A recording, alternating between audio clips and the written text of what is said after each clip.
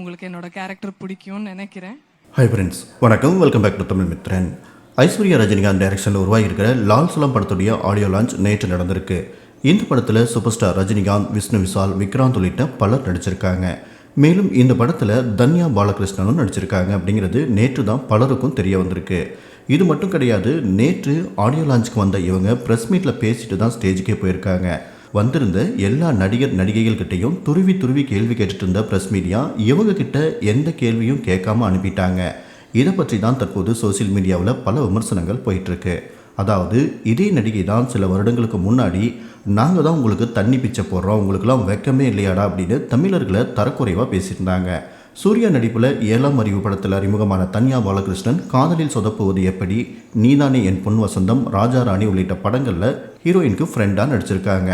கர்நாடகாவை சேர்ந்த இந்த நடிகை சில வருடங்களுக்கு முன்னாடி சென்னை சூப்பர் கிங்ஸ் மற்றும் பெங்களூரு டீமுக்கு நடுவில் நடந்த முக்கியமான மேட்ச் அப்போ ஒரு போஸ்ட் போட்டிருந்தாங்க. அதில் அன்புள்ள சென்னை, உங்களுக்கு நாங்கள் தண்ணி பிச்சை போட்டுட்ருக்கோம், மேலும் நீங்கள் மின்சாரத்துக்காகவும் கெஞ்சிட்ருக்கீங்க, உங்கள் மக்கள் இங்கே வந்து அழகான எங்கள் சிட்டியை ஆக்கிரமித்து அதை அசிங்கப்படுத்திட்டுருக்கீங்க, ஆனாலும் நாங்கள் அனுமதிக்கிறோம். இன்னொரு பக்கம் நீங்கள் கெஞ்சிட்டே இருக்கீங்க, நாங்களும் கொடுத்துட்டே இருக்கோம், டேய் உங்களுக்கெல்லாம் வெக்கமே இல்லையாடா அப்படின்னு தமிழர்களை இழிவுபடுத்துகிற மாதிரி போஸ்ட் போட்டிருந்தாங்க. ஸோ இதே தன்யா பாலகிருஷ்ணன் தான் தற்போது லால் சலாம் படத்தில் முக்கியமான கேரக்டர் பண்ணியிருக்காங்க. இந்த அளவுக்கு தமிழர்களை தரக்குறைவாக அசிங்கமாக பேசியிருந்த இந்த நடிகை மத நல்லிணக்கம், இன ஒற்றுமை பற்றி பேசுகிற லால் சலாம் படத்தில் எப்படி கமிட் ஆனாங்க, ஐஸ்வர்யா எதுக்கு இவங்களை காசு பண்ணாங்க அப்படின்னு ரசிகர்கள் கோபமாக போஸ்ட் போட்டு வராங்க.